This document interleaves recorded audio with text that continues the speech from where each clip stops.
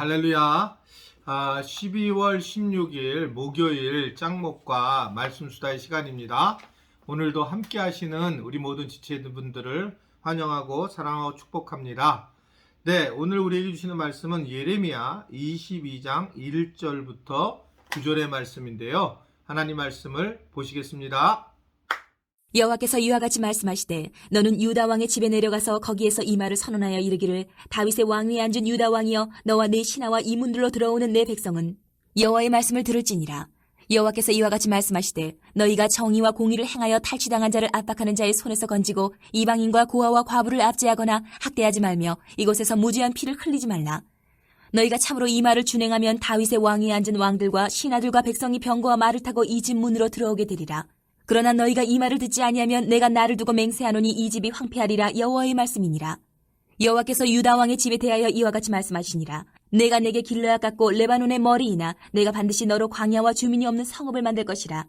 내가 너를 파멸할 자를 준비하리니 그들이 각기 손에 무기를 가지고 내 아름다운 백향목을 찍어 불에 던지리라. 여러 민족들이 이 성읍으로 지나가며 서로 말하기를 여호와가 이 큰 성읍에 이같이 행함은 어찌 됨이인고 하겠고 그들이 대답하기는 이는 그들이 자기 하나님 여호와의 언약을 버리고 다른 신들에게 절하고 그를 섬긴 까닭이라 하셨다 할지니라. 네, 오늘 말씀을 보게 되면 하나님께서 유다 왕의 집에 예언을 시키는 그런 내용의 말씀이에요. 결국 하나님은 유다 왕뿐만 아니라 모든 백성들에게 정의로움과 공의로움을 행해야 된다. 그게 이제 3절에 보면 그런 말씀이 나오죠. 여호와께서 이와 같이 말씀하시되 너희가 정의와 공의를 행해라 라고 하면서 그게 무엇인가에 대한 구체적인 말씀을 이야기하고 있는데 탈취당하는 자를 압박하는 자의 손에서 건지고 이방인과 고아의 과부를 압제하거나 학대하지 말며 라고 하는 것을 말씀을 하고 있어요. 즉 하나님께서는 관심도가 정의와 공의를 행하는 것이다라는 것을 여러 성경에서 계속 말씀을 하고 있습니다. 우리가 잘 알아야 될 것은 하나님은 공평하신 하나님이라고 하는 거고요. 하나님은 천지를 만드신 주권자라고 하시는 거죠.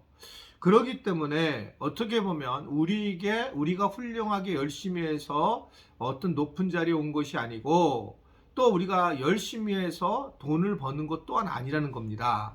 뭐 실제로 우리가 그런 경험을 하잖아요. 내가 열심히 돈을 벌었는데 안 되는 경우가 너무 많고 또 그냥 대강 살았는데 물질이 벌어지는 경우도 있고 물론 우리의 인간의 노력이 좀 있겠지만 근본적으로는 하나님이 하셔야 한다는 거죠. 저는 그래서 항상 이게 하나님은 공평하신 하나님이라는 걸 늘 생각하면서 어떻게 잘 나눌까라고 하는 생각을 늘 하고 있습니다. 이것은 교회적으로도 그렇게 생각을 하는 거예요. 가장 문제가 되는 것은 자기 교회만 생각하는 거고 자기만 생각하는 거죠.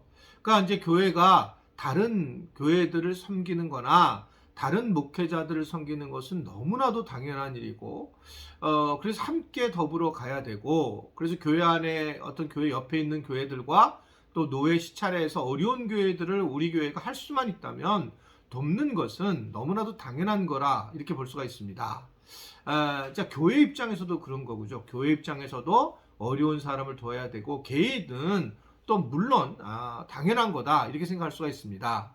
그래서 이 재정 강의를 꼭 우리가 들어보는 것이 중요한데 꼭 내년에는 꼭 재정 강의를 제가 하도록 할게요. 근데 그 재정 강의가 왜 이렇게 중요하냐면 결국 우리가 어떻게 재정을 잘 활용하느냐에 따라서 결국 하나님의 나라를 잘 전하고 공의와 정의로운 사람들에게 제대로 그것을 행할 수 있는 거라고 저는 생각하거든요.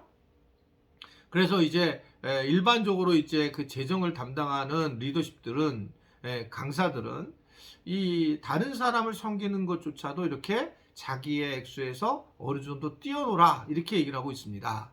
그래야지 우리가 섬길 수 있고 그래야지만 함께 할 수 있다라고 하는 것을 말씀을 하고 있는 거죠. 또 하나는 오늘 이것을 주기서 오늘 말씀 중에 일단 고와 과부를 압제하지 말라라는 의미는 하나님의 공의와 정의는 차별하지 말라는 거예요. 차별성. 그러니까 이 차별이라고 하는 것을 잘 해 나갈 때에 결국은 하나님께서 하나님이 원하시는 것들을 잘 이루어 나갈 수 있다는 것을 보여주고 있어요. 하나님의 나라를 공평하신 하나님께서 이 땅에서 세워 나갈 텐데 차별을 하는 것이 제일 커다란 문제는 거죠. 그래서 힘들고 어려운 사람들을 차별하는 것.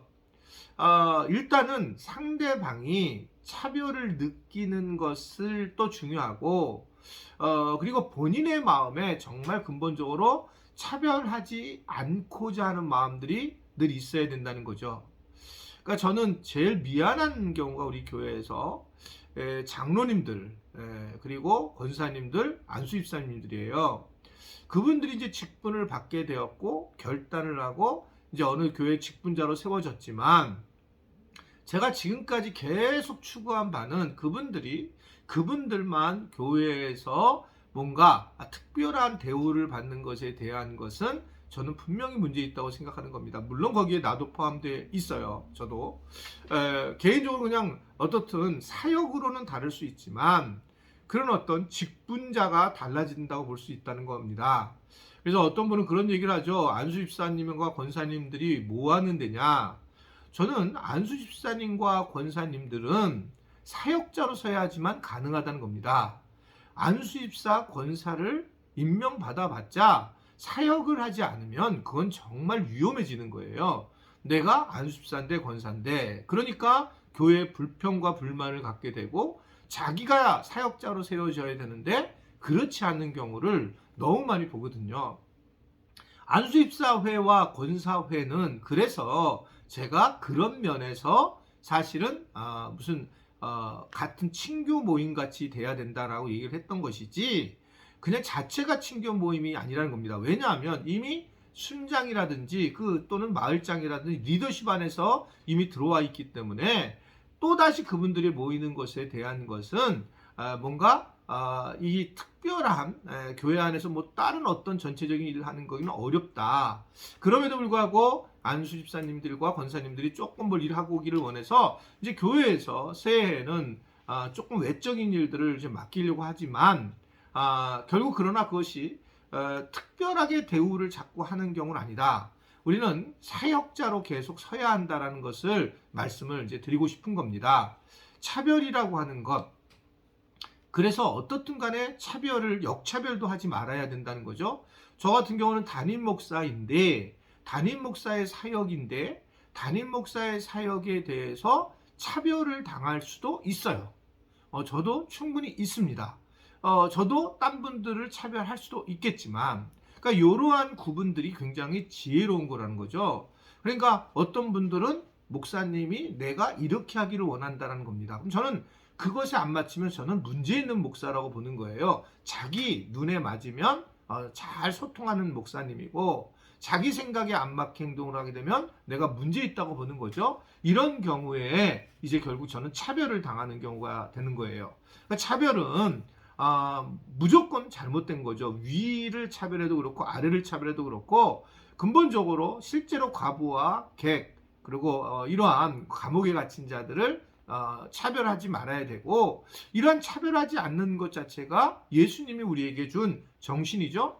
그래서 우리는 종이나 자유자나 이방인이나 유대인들이나 다 주님 안에서 하나다라고 얘기를 하면서 한 몸이 됐다라고 하는 것들을 말씀을 하고 있습니다. 하나님이 기뻐하시는 일은 차별하지 않는 거예요. 내가 오늘 하루도 살아갈 때 차별하지 말아야 되겠다. 교회 안에서도 차별하지 말아야 되겠다.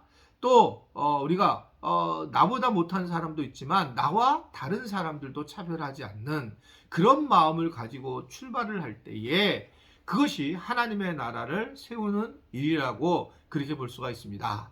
요사이 대통령 선거를 바라보면서 정말 안타까운 것은 결국 자기만의 이야기를 하면 되는데 상대방을 헐뜯거나 그리고 더 나아가서 차별을 하는 자기와 다른 당의 차별을 하는 그런 모습들을 보면서 정말 우리나라의 정치는 참 답답하구나라는 생각을 하게 됩니다. 그러나 우리나라뿐만 아니라 사실은 이번에 이제 그 독일 메르겔 총독이 이제 거의 한 3선인가 하고 은퇴를 했는데 권사님이시잖아요.